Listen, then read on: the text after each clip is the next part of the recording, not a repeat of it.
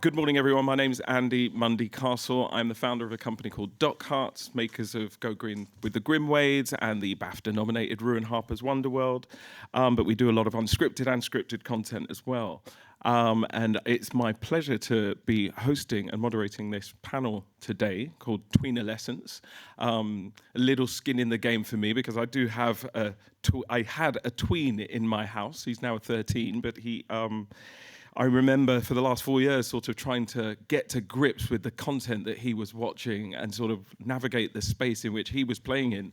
And it became an increasingly sort of tough thing to stay up with, really. So this is what this panel was born for my son. So I'm gonna, I know there's many people in the room who will know the trials and challenges of that age group, that very, very delicate age group.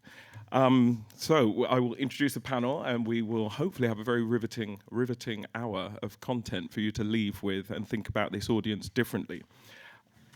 So once loyal viewers, today's 9 to 12s are moving away from traditional TV in their droves, and not just live broadcasts, but across platforms. If they're not watching TV, then what are they watching and why? In a media jungle of short-form video, SVOD, social feeds, games, and apps, this panel, will hopefully cut through some of that noise to uncover the secrets behind hit tween content and what TV needs to do to stay up and stay alive with this audience. So I'll introduce the panel. So to the left of me, Danny Joshi, co-founder, managing director of the BAFTA and RTS-winning, Emmy-nominated Big Deal films, starting out in talent management. Danny made waves, leading the campaign that won Adam Deacon a rising star with the BAFTA. And since then, you've built Big Deal into a powerhouse, really, something that I look at with great joy, to promote underrepresented voices, producing standout work with talent such as Hamza Arshad, Ashley Walters, and global TV hits like Dreaming Whilst Black. Danny is a true champion of bold, authentic storytelling, and I'm really glad to have you on this panel. Cheers, mate. We can give him a round of applause.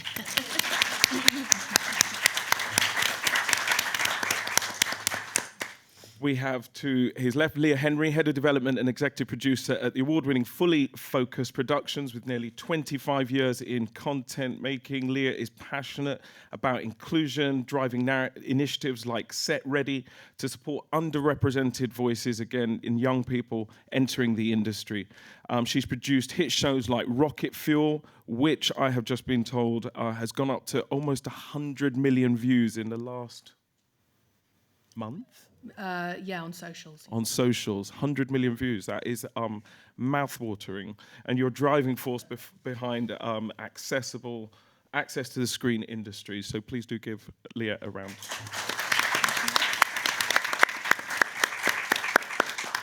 I'm not going to do your full-blown name, but JP Jardim, Audience Insight and Director at Paramount UK Ireland, where he leads strategy across kids and family and youth entertainment brands, including Nickelodeon, Nick Jr. and Milkshake, with nearly 20 years in kids media research, including key roles at Disney, CITV.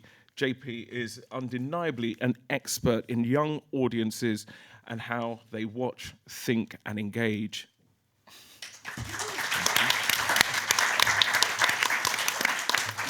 And last but by no means least, Amy Takahara, seasoned media executive with over 20 years experience shaping kids, family entertainment around the globe, from leading content acquisitions and co-commissions at Netflix, where she oversaw live action titles such as Geek Girl, Beat, Bet, Surviving Summer, and I Woke Up a Vampire, to senior roles at Nickelodeon, the Jim Henson Company, Mattel, and Fremantle. Amy has been behind some of the biggest deals and partnerships in the industry, now heading her own consultancy, Sigma Girl Media. She helps clients navigate global content strategies, creative development, co-productions, and international distribution. I think I'll be calling you after this. Amazing. So that is our panel today, and before we get into this, I think I'd like to say to the audience, if there's anyone with a burning question, please do keep your hands up. If there's any stage we're having a conversation, do keep your hands up and we'll try and find you. I want to keep this as interactive as possible, although we will be driven by the panel. And I'm also going to keep the tweens in the room. So before kicking off, let's hear from the tweens themselves. Please play VT1. You know what? I don't really watch traditional telly. I don't know what that is. Why is that? I'm not that old. I don't really watch traditional TV. I watch BBC iPlayer sometimes. One traditional telly channels I watch is probably BBC Newsround. I like watching ITV because of Britain's Got Talent, and I also like watching CITV and BBC. I watch channels ITV and Channel 4. I like to watch game shows like The Voice, The Chase, and Catchphrase. I watch most of my content on YouTube, TikTok, or Crunchyroll. I watch it on YouTube and Netflix mainly. I watch lots of YouTubers. I watch my content on mainly only YouTube. On YouTube or TikTok? Netflix and YouTube Kids. I watch my content on Netflix, Disney Plus, and YouTube. Very interesting there. Let's start with the elephant in the room. Is TV really dead for this audience? Amy? I want to say no, but now I want to say yes. No, I don't think TV is dead. I just think that tweens' expectations have changed. I think with streamers, tweens have access to all the content that's ever been made in history, and they're also used to the quality of more primetime content in primetime dramas and comedies, and so anything less to them is not as appealing. Tweens will show up for shows that they feel are unmissable. So it can be high-end shows like the live-action One Piece or Wednesday or the live-action Avatar: The Last Airbender.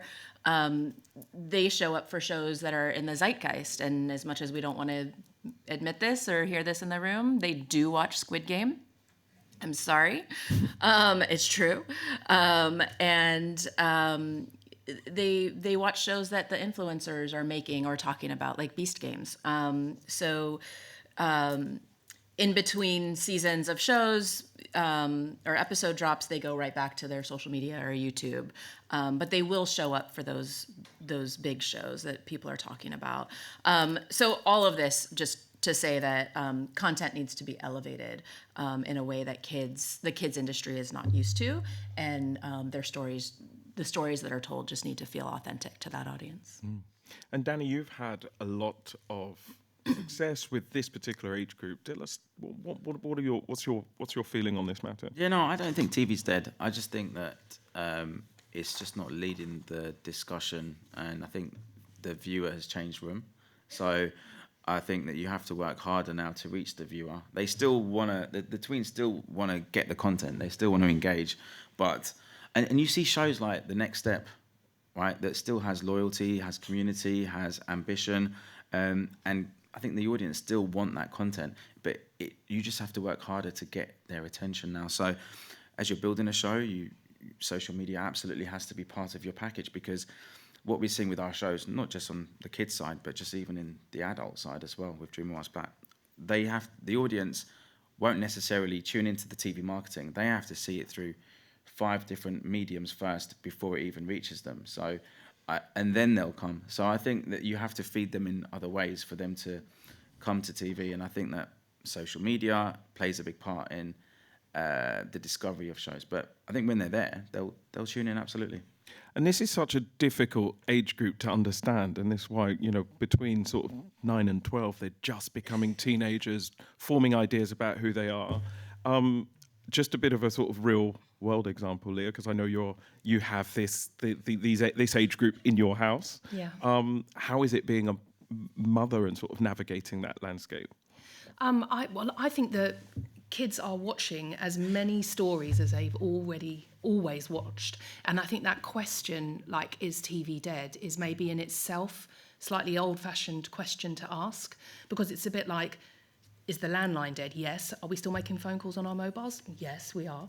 But, you know, if you'd said to them, do you watch stuff on screen? The answer would have been just categorically yes from all of those kids, because they are still watching stuff, and we just need to make the stuff that they want to watch. It's kind of as simple as that. And I see in my household, for instance, with my kids in this age group, that they are absolutely still consuming all of the content that we might have done when we were younger, but just in a different way. We need to come to their space. It's, you know, it's there for the taking. We've got this amazing opportunity to directly see what they are engaging with, because they're telling us by giving it a thumbs up, by liking it, commenting it, sharing it with their friends, bookmarking it. We've never had so much information about what an audience is watching than we do now. And that's an absolute gift for us, and we just need to acknowledge it and listen to it, and not ignore any of the statistics. You know, if something's getting millions of views, it's because that's popular and we should go to that space. And perhaps that's partly part of the fear, is actually listening to that real world criticism, that real world noise. It's a fear from the top down. It's like the gatekeepers are not as relevant anymore, maybe not relevant at all. And that's frightening for an older style industry and the processes around that. And that's what's changing at the moment. It's a really exciting time for me, because it's the young kids are the disruptors. Amazing. Thank you. Well, the first clap from the audience. Yeah. Power to the kids. JP, tell us about this landscape then, from an insight perspective. What do we actually know? And I think we could throw up a slide as well here. Yes, I think. Well, we need to say a little bit of data there. So I think just looking at what traditional TV is and what they consume content. So obviously, with this audience, they still spend 20% of their time watching kids' content. So there's a big chunk of their watch, but they watch a lot of other stuff too. And even looking for the top titles there in the past 12 months in the UK, you know, the majority of those were not designed for their audience. Outside of those big family moments like Strictly, I'm a Celebrity, and Traitors, you have the likes of Brooklyn Nine-Nine and, you know, Superstore, and all that they're not designed for them, but extremely popular with their audience. And you still have your kids' titles there, like The Loud House and SpongeBob all feature there. But it's there, but they consume a lot of different stuff. So in a kid's space, if you are to appeal to them, I think, as I said, has to speak to them, because at the moment they are seeking kids' content for mostly comfort viewing. So it's the top 20, the top shows for them within the kids' space. One might argue that they are slightly younger than dating for a 12-year-old. So I think that in this, only from a traditional TV space, there's comparisons here. There's a lot, they consume a lot of different content. Kids still there, but it's wide. It's good to see that Bluey's still dominating everything. And that's a really interesting insight. But I think, what can we learn from this this media diet? And you know, is there any examples that we can sort of give us a sense of what they are tuning into and what's replacing that traditional landscape? Danny? Sure. I think now you look at, I'm going on a social media position here. If you look at Mr. Beast's games now, if you look at all the social media content you see there, outfit check, all of the above, 7-second riddles, people still want content. They just want it in a quicker way. And so people are discovering content in a way that suits them on their schedule. I think that's the biggest discovery we've found, that this idea of having your schedule dictated by the broadcaster, it just doesn't work with these. It doesn't work with them now, right? They want it in their own schedule, their own time, their own bedroom, in their own setting, and maybe away from their family, all of the above, right? So I think you've got to work with that and just work in that ecosystem. And Leah, from your experience, what sort of mistakes are we making? What can we learn from what they're asking us for? So the biggest mistake is just not listening to the audience. Like I say, we've got this incredible moment where the audience can tell us directly what they're interested in. So all we have to do is listen and then involve them in the creation of those shows, in the same way that the people that they love are creating shows instantly on social media platforms. They want to be involved and have a say in what they're watching on a more kind of bigger budget, mainstream, traditional shows, as it were. And so if this isn't about putting focus groups together, it's about looking at trends, looking at themes, looking at the shows and the user-generated clips that they're already watching, pulling that information together and thinking, okay, I could make a bigger show about this that will complement the more user-generated content that they're already watching online. So it's just listening, and and it's a really, for me, a really exciting time to be able to do that. And the kids can spot that lack of authenticity in a heartbeat when someone sat in their ivory tower in a broadcaster has decided that they should make a show aimed at young people and has forgotten to ask any of the young people if they would want to watch that, and that the kids just turn off.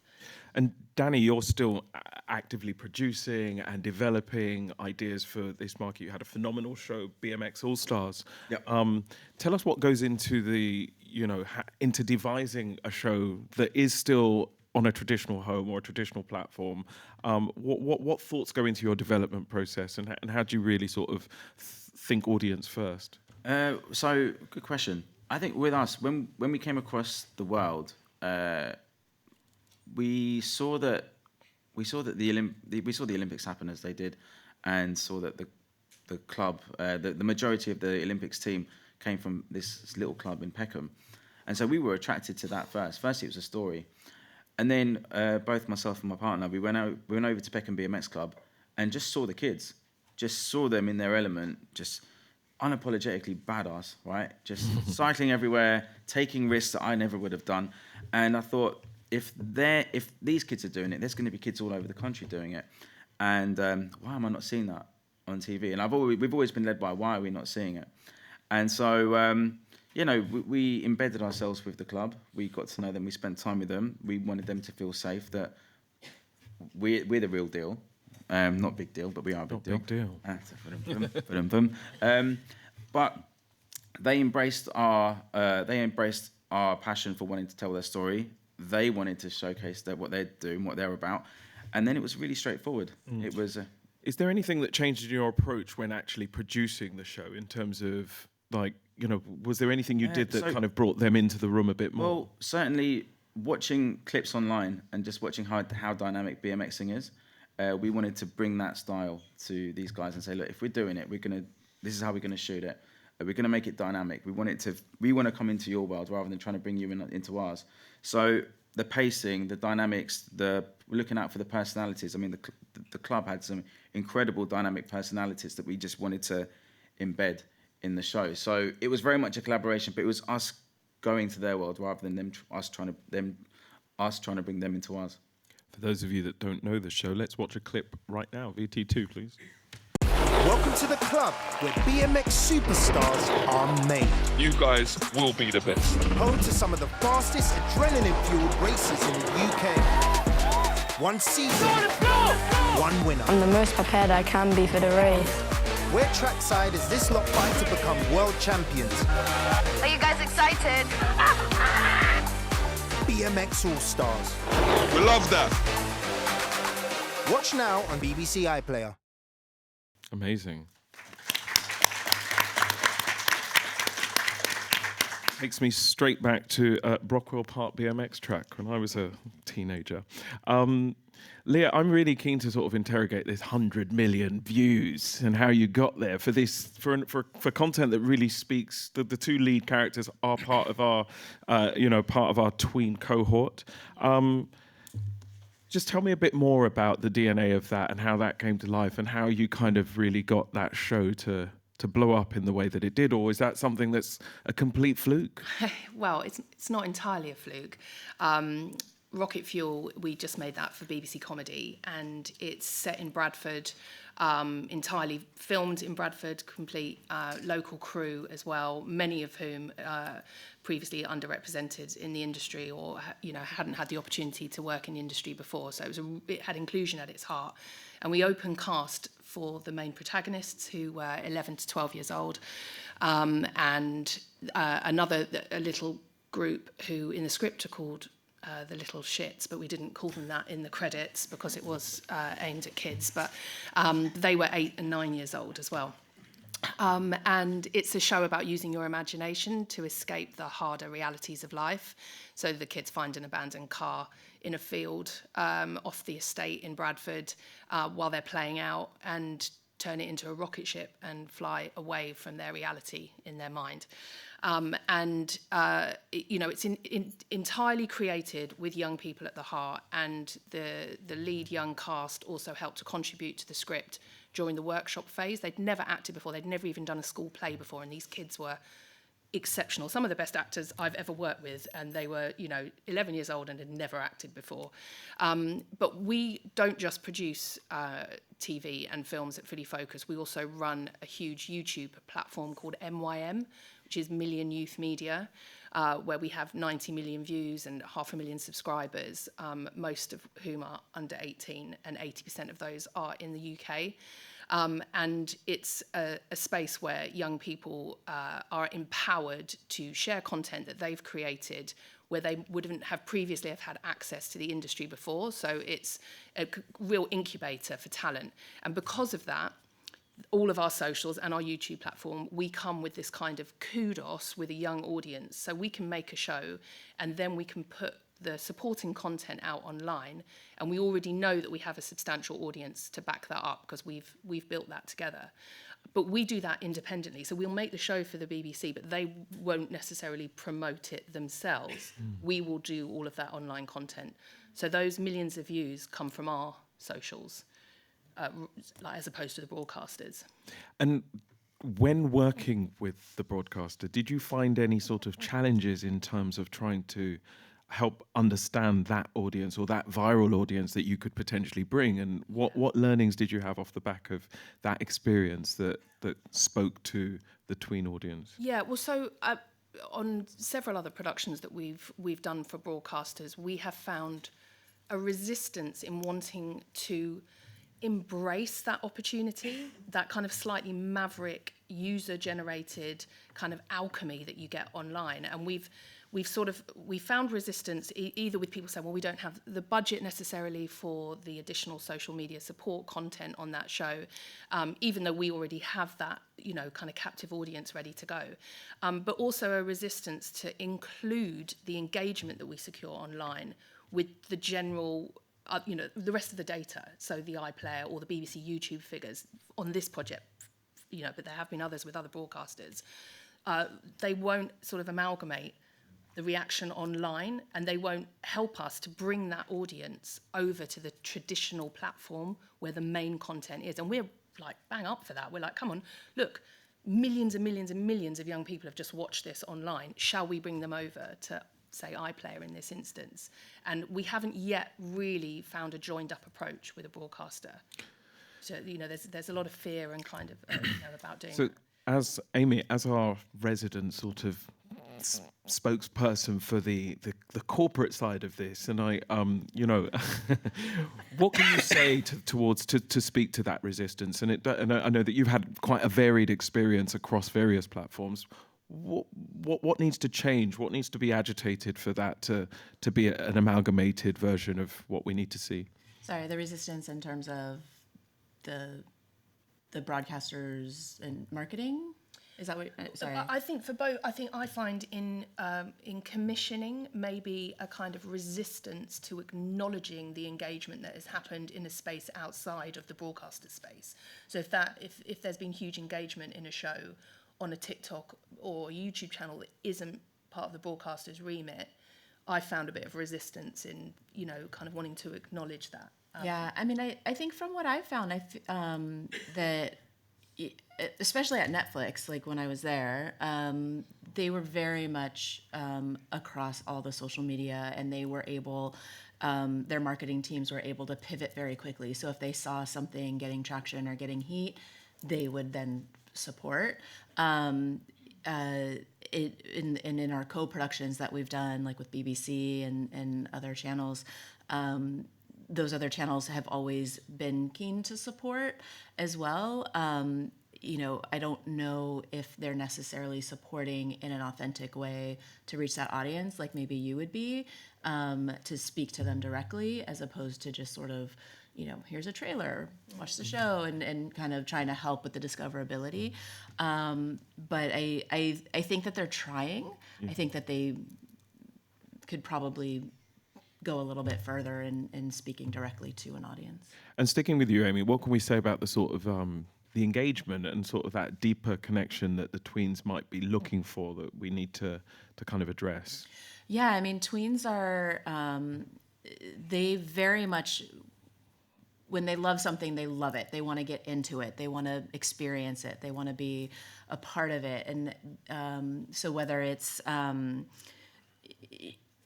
learning more about the characters, and we spoke earlier today just about, I'm sorry, what was the show that went really big? I can't remember now. Rocket Fuel? No, when we were in the room, where it was like 10 years ago, where Scams.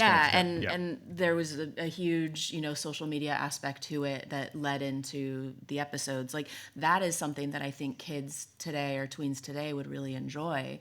I think a little bit of the challenge is technically under 13s are not supposed to be on social media.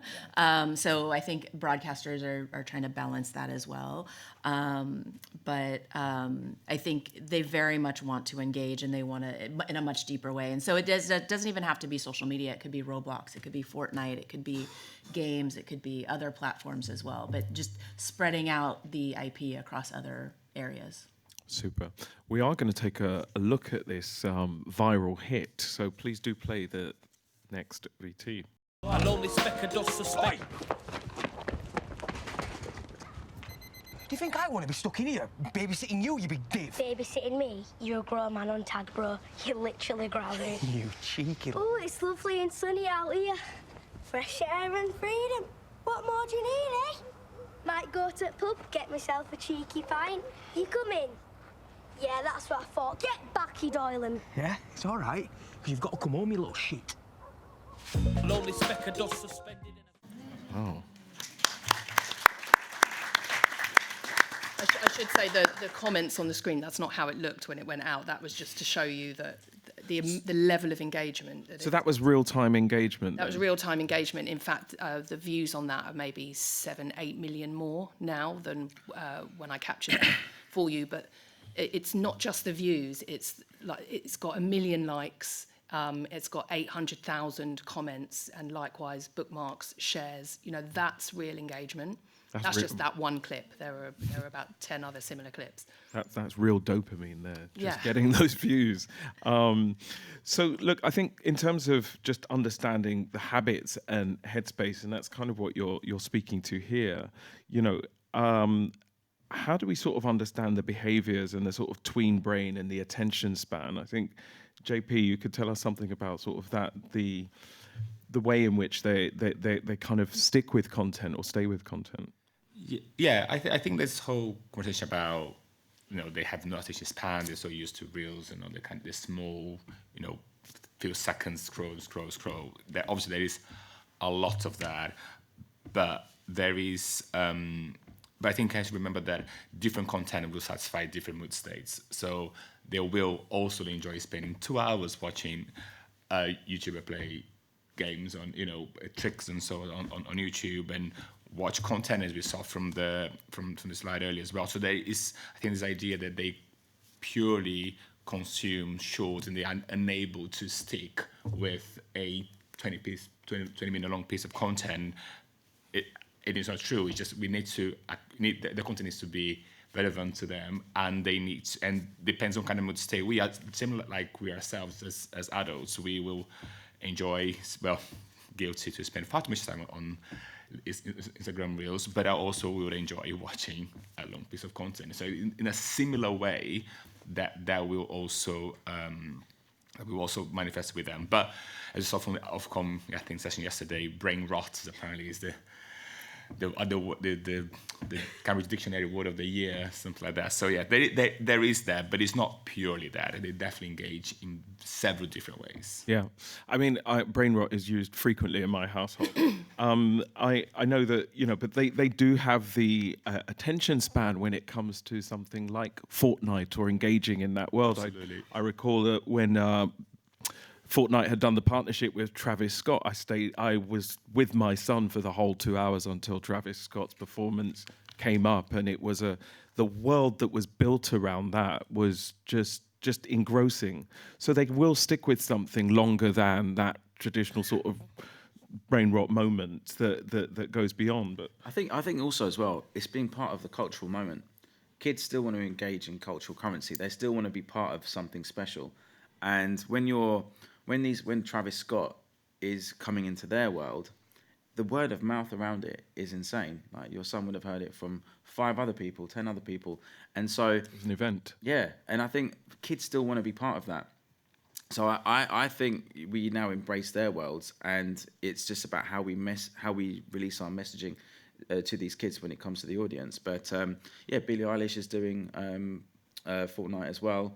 Roblox is there, and people are building their communities. People are building their worlds. They're not waiting for TV to do that for them. They want to be involved from the outset, and they want to have autonomy over how they interact. So I think, to your point, I think it's important. So is there an inherent challenge then for us in terms of sort of traditional creators in the room or broadcasters in the room? Is there an inherent challenge in terms of the ways that we have traditionally sort of brought audiences to the content and how we've thought about content? What, in terms of discovering the things that we do, Amy, is there anything that you can share about how we keep that sort of how we keep them discovering the content that we're making in new and informed ways that leans on what we're seeing in other parts of the world? Yeah, I mean, just to exactly what Danny was saying, word of mouth, having something go viral, having, those moments, those real cultural moments, things that go in the zeitgeist, like I had said earlier.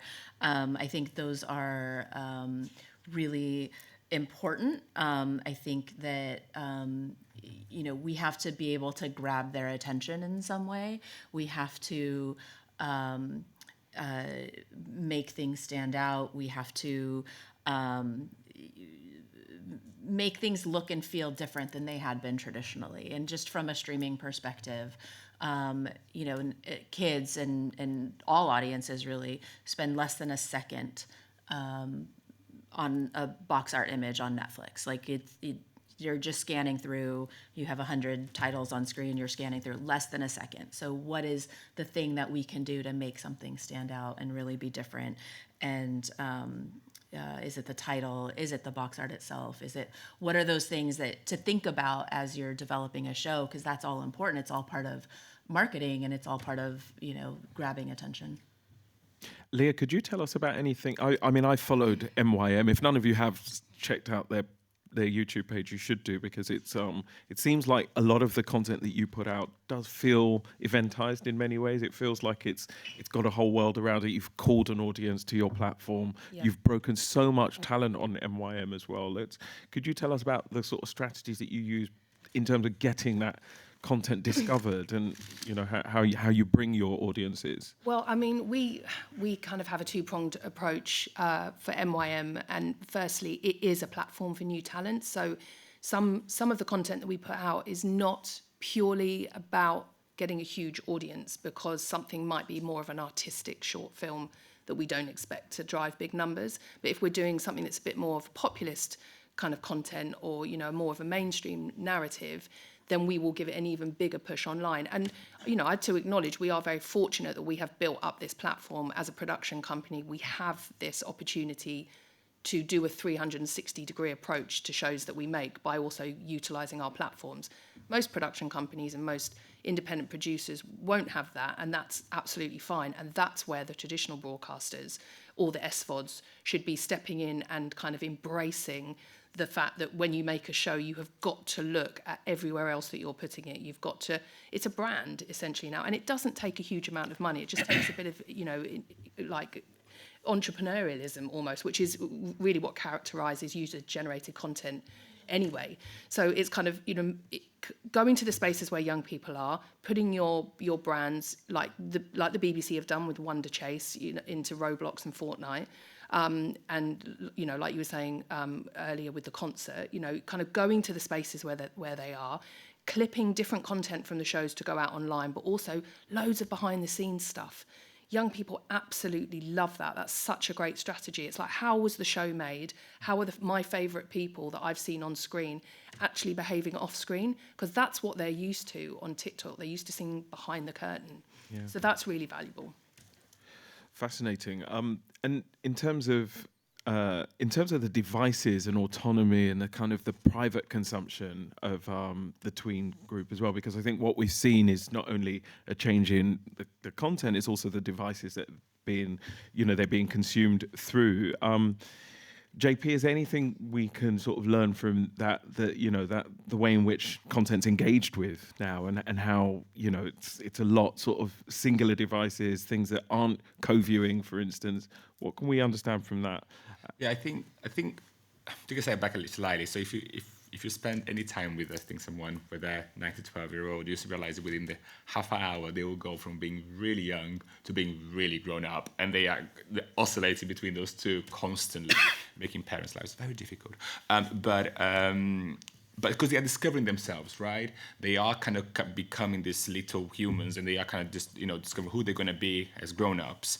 And I think their content reflects a lot of that. We saw from the previous slide as well, in terms of how they'll shout about watching Squid Game and so on, but they will have a lot of value in the comfort room of a SpongeBob or the Loud House and so on, because those two pieces of content satisfy their needs. But device is obviously really, really key here. They, around this age, they tend to get their own first devices. Well, aside of they had the family tablet before, but they had their own personal devices. So they discover this whole range of content that they haven't been necessarily exposed to before. And I think that's the content that they're probably going to be excited about and so on. But I think those two together really kind of, I think, exemplify what they're watching at the moment. But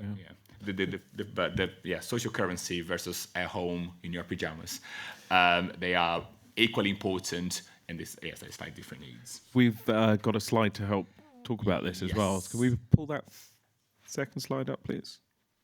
So in terms of how do they consume content, let's say traditional viewing, which is, I'll put the streamers in that space as well. It is those long form content. About half of the time is spent on there. So 13% on live, plus about 12% additional viewing from the likes of the VOD and so on. And then a big chunk coming from the VOD view, the streamers. And then the other half of it comes from what we call social. So essentially, of that 51%, about 85% is YouTube, and the rest is TikTok. What I find interesting here is the jump from their younger counterparts, the 4 to 8 to the 9 to 12. As you can see, the huge growth that you have from that social slice of the pie there, because when they get their own devices, they get a lot more autonomy, and that dictates quite a lot of what they get excited by, what they're exposed to, and what they're going to share with their friends as well. And then just the comparison with the general population as well, you can see is a very different picture. But I think especially with the younger ones, with the younger kids and the older kids, you wouldn't expect this massive jump. But I think the device ownership, the autonomy, and I think what we've been saying from so far, I think is reflected that as well. How, it's such an important destination for them. It's exciting, it's new, and it's what their peers are talking about. Super. And just to remind, if anyone does have any questions, please put your hand up, just hold it up and we will throw to you. But before that, I'm keen to, as parents, some of us are parents on this panel, and one of the things that always worries me about my son going away to hide in his room for an hour or so just consuming content is I don't have a clue what's happening in that hour, and it's a scary digital playground. Like, is that, in terms of developing and thinking about content for this audience, as conscious creators, as conscious producers, commissioners, people that are thinking about this as an industry, how much is that playing into the choices that we are making when we're thinking about this age group? Leah, have you got something to say on that? It's a difficult question because it's a hugely complex subject. So obviously, in previous times, anything that we watched on TV was moderated by respectable broadcasters and regulated by Ofcom. Well, as long as Ofcom's been around, maybe Mary Whitehouse before that. But now anyone can watch anything and put anything online, and our kids can be exposed to it. And obviously that's a really scary place to be. So that's a whole separate conversation almost about safety online and safety with what we're watching. But I think if you can kind of ignore the darkest areas of what kids might be exposed to and look at the fact that for the most part, children go online for escapism and for watching stories that help them process what is going on in their lives. And that's what people have been doing sort of for, since the dawn of time. That's how we've been using stories. It's to kind of understand what is going on in our world. And what is happening for young people at the moment, we all are aware that of the state of the world at the moment, and that many children in our country might be living below the poverty line. There's a mental health crisis that we're kind of sleepwalking into with young people, with the lockdown generation, all sorts. And we as programme makers and as storytellers have this opportunity to help them process that, find a way through it, see relatable characters online, and kind of potentially move to a better place through that kind of quality of programme making that we can still do, as opposed to kind of user-generated content. So for me, that's how I see kind of navigating the situation. But yeah, Amy, do you have anything to share on that in terms, because I know you've had a tween in your midst as well, like in terms of how there is absolutely a space for us as traditional storytellers who've kind of had this wealth of corporate wrapping and sort of industry understanding. What are your thoughts on kind of just how we keep just keep part of the pack in sort of helping share stories to that audience? Yeah, I mean, I think it's just we don't, like you said, we don't have control over what they're doing in their rooms for an hour by themselves, but it's doing the best that we can. From a storytelling, from a character perspective, from a series perspective, but also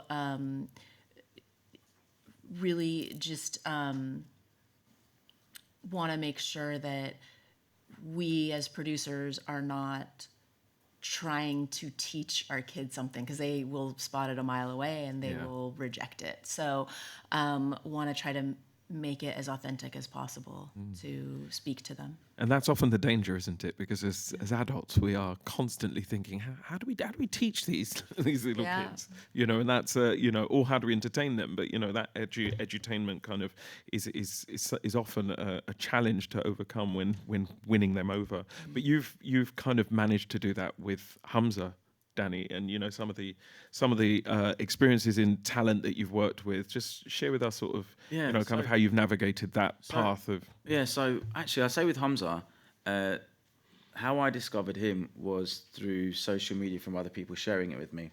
It was a cultural moment. So I manage a talent called Hamza Arshad, who is one of the UK's first big YouTubers, and really broke through using comedy. And he had a perspective that I wasn't seeing on TV. So me being South Asian, I was looking for content that spoke to me from a cultural level, just a relatability. And the only thing I had growing up, I don't know if anyone remembers that show, Goodness Gracious Me, which was almost like 30 years ago. Wow. But there was this guy, and it kept on getting shared on Facebook at the time. And I was like, this guy's talking about dal. Dal is an Indian food, right? And he didn't like it, and he was like, dal sucks. And he was just saying all these cultural jokes that I would have said to my mum. Well, I wouldn't have had the guts to say to my mum, actually, right, from afar. But he was speaking to the experience of not just a South Asian experience, but in a London experience. And I saw I'd go to Brixton and I'd see black kids on the bus sharing it, and I was like, this is cool. But then I'd go to Manchester and I'd be in Salford, and I'd see white working class kids sharing it, and I was like, this is really cool, that something that is serving an underserved audience, and not just underserved from an Asian perspective, but just a perspective that you don't see on TV, that's cool. And I just thought, he's not waited for a gatekeeper, he's not waited for a commissioner to give him the green light, he's greenlit himself, he didn't wait for TV validation, he did it himself. And that's how I came to discover him, and it's all the very things that we're talking about now. The same elements are there, using social media, being part of a culture, having people talk about it because they want to be part of the cultural moment. as well. And I think that the same elements there are the same elements that can still apply now. And then in that time, we've gone on to do books, TV shows, more exciting stuff coming up, but really building a brand from just creating cultural moments that we thought the audience would like. Amazing. Do we have any questions from the audience whilst we're here? There's one over there in the... Hi. I hope I asked this in the right way. But I'm worried. Yeah, same here. No, I'm a father of an 8-year-old and a 5-year-old, so I'm sort of starting to get into this world. And from my experience on the school run, there's just more and more, certainly the other parents that I sort of see and speak to, there's just a growing sense of delaying the social media, the smartphone. And I know that you've sort of mentioned about that already. Amy, I think you said something about, oh, they shouldn't be on social media anyway. How is this part of, I mean, because surely we can't just pander to everything that age group wants at that stage of their development, and we need to do it in a responsible way. And just seeing that 51% of social media when you get into the age group of 9 to 12, do we want to see that percentage come down, or do we want to see social media happen in a different way? For example, this might well already be a thing, but when I allow my daughter to just have a device and let loose on YouTube or whatever, I don't want her to be able to go onto any old YouTube channel. Can we sort of, just so that it's like your YouTube channel and maybe a bunch of others, or, do we want to see that 51% come down, or do we want to change and be responsible about how this age group access social media and content and how it all comes together? Yeah. I don't know if there's a question in there, but no, I know why you're worried. I'm exactly the same stage. I think it depends on the perspective you're looking at it from. If you're looking at it from a parent perspective, absolutely, I'd love to see that come down. I'd love to not give my son a phone. I'd love to do all of that. I think from a producer perspective, if they're there, you got to make the content and put it there. And I think my partner's in education, and the way that we got taught to not get in the back of a van and someone give you sweets, they do learn a lot about safety online, and they are very astute. And I think, again, some sessions that we've seen throughout the last couple of days, they are very aware of even the unhealthy habits that being, your phones can deliver stuff for that. So they are quite astute in many ways. Obviously, you have to be careful, but it's not as a scary world as potentially it is for us. Yeah. Can I speak to that as well? Yeah. I've answered this both as a parent and a producer. Social media is like the Wild West. It's basically unregulated, and that's a question for much higher up, for government, for Ofcom. Yeah. It's not acceptable that any content can just be available to our children at any time.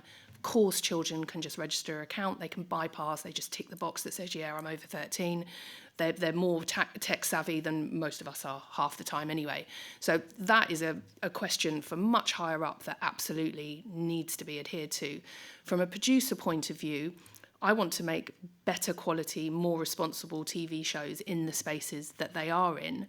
And interestingly enough, YouTube as the primary platform for consumption for kids in that age, I don't know if you know the statistics, but is it the primary platform, I believe? Yeah, exactly. So I didn't want to speak out of turn, I'm sure it was. But increasingly, children are not watching that on their device, they're watching it on the TV screen in the home, is my understanding of this.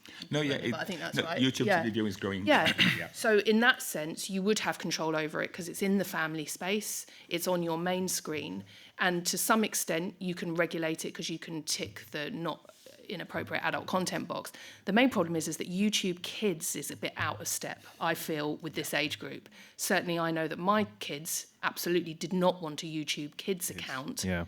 Apologies if there's anyone here from YouTube Kids, because it restricted them from watching the things that they really wanted to watch. Not inappropriate stuff, but just more challenging and more interesting for them, because it's skewed much younger. Could we skip VT5 and go to VT6, please, just because we're running out of time, because I think it's important to hear what the tweens actually think on this matter as well.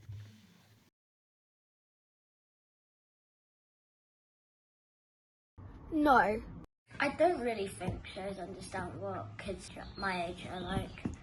Usually on YouTube there's family channels and where kids make the content, so you could see what kids our age are really like. I don't think that shows understand what kids my age are really like. Yes and no. Because like kids like me, I'm really enthusiastic and I think it needs more like, it's hard to explain really, but... I think we're all in the same boat. We only have a few more minutes left, and I think just it'd be great to hear from the audience if there's anyone who's got any more burning questions. I think there's a hand up in the right-hand side there. Hello, excuse the Thursday morning croaky voice. This is... be careful about to say this, but obviously compliance is incredibly important, but one of the things on YouTube, much as it is unsafe and those are worries, people are creating what they want to create with their own sort of boundaries. And I think I do a lot of, as well as writing for kids, I do stand-up comedy for kids, I do podcasts for kids. And on all of those, we have slightly broader guidelines. And we get a lot of 9 to 12s listening to the podcast, coming to live shows, because you can be slightly edgier, slightly more direct with them. And I wonder if there is some responsibility on broadcasters to look at what the compliance is for 9 to 12-year-olds and those guidelines, and maybe look if that needs to be tweaked for today's 9 to 12-year-olds. Do you think that is an issue? Having just dealt very closely with BBC compliance team on rocket fuel, who are governed by the Ofcom kind of regulations and the guidance that comes with that, I can speak very directly to how restrictive it is in making a programme which has a true voice for this audience at its heart. And I don't hold the BBC responsible for that, because they are following legislation essentially, and they have to protect themselves from complaints, from litigation. Fully understand that. And you're also having to protect the well-being of the young people who are involved in the production, as well as the young audience that are watching and what their expectations are. So it's really difficult. I found it very restrictive, but I did understand why it was necessary. Is there room for looking and modernising it? I would expect yes. I don't know when it was last done. I don't know if anyone else knows. Yeah, but... It's a combination of things, isn't it? Really? Yeah. Policy and creator. Yeah, and it has well-being and public expectations of what you expect to see a young person doing or saying on screen as well as apparently protecting the dignity of young cast members involved and what they're expected to do. Yeah. So it's a really difficult space. I think we had one last question just over here. Hi. Hello. You talk about being authentic on the platforms, but how do we, as essentially their parents, make authentic content that they're not going to just realise is their parents who's made? Who wants to take that? Danny? The thing is, one of the later questions was how do you what's a turn off for kids? And I was going to say it's their parents making content. Some people are really successful at it. Yeah, no, I'm being slightly facetious there. But I guess I think kids just want authenticity and stuff. Then you've got Ryan's World, where he collaborates with his parents, and they do fantastic content. And it's collaborative. But does that take us back to storytelling and the power of storytelling? Because I think that one of the things that UGC doesn't necessarily put at the forefront is the importance of story. And the importance of actually crafting something that has a beginning, a middle, and an end, and isn't just a kind of something that's done for a prank or a viral moment. How important is that? Kind of just withholding on to story. If you look at JP's brilliant statistics in the pie chart, the biggest audience genres are narrative. It's film and drama, and then you've got entertainment next. So, if you put film and drama together, that's narrative. It's kids want to watch stories, and I don't see that they will ever stop wanting to watch stories. And we can tell them in a considered and intelligent way, and by listening to them so that we're not their parents making rubbish shows. My kids would be the first to tell me if something was rubbish, you know. And then when you're working with young talent, really listen to them in the room so that when they read your script and they go, I would not speak like that. You go, great, how would you speak? That's so important because kids can spot it a mile off, you know, on something potentially like EastEnders. If, you know, a kind of younger character has been written in an authentic way, they'll know. Super. I'm seeing a big flashing red light, which means we probably have to get out very soon. But I do want to just finish off with one last sentence. What do we need to do for this audience? What do we need to do for the tweens? What if you could? Okay. Well, so first things after sitting on this panel, I think I need to have some kids. Right. Okay, that's enough. Leah. What do we want to make? No, just in what's the biggest thing we need to be thinking about for this market? Oh, what's your take? What's a big takeaway you'd give to the audience? If we make it, they will watch it. If we make decent programs, like if we build it, they will come. Basically, Field of Dreams. I love it. JP, I think the storytelling should be even more relevant, deeper, because you are fighting for a space with there's a lot of fragmentation viewing happening. So your storytelling needs to be very relevant to the audience. On point storytelling. Amy? Definitely up-leveling the content, making it something that they want to talk to their friends about, making it feel authentic by including young voices. Include the young voices like we have done today. Thank you very much for joining us today. And I know that so many people were out till God knows what time yesterday. So it's good to see so many people turned up. The room does now need to be clear, as usual, for the next session, which is in right here. Let's Hear It for the Boys, which starts at 11:10. But there's tea and coffee, sponsored by Blue Zoo in the showroom bar upstairs and the hubs across the road. And if you've booked a speed meeting with the BFI, these will be taking place in the workstation and are sponsored by A Productions. So thank you very much for joining us.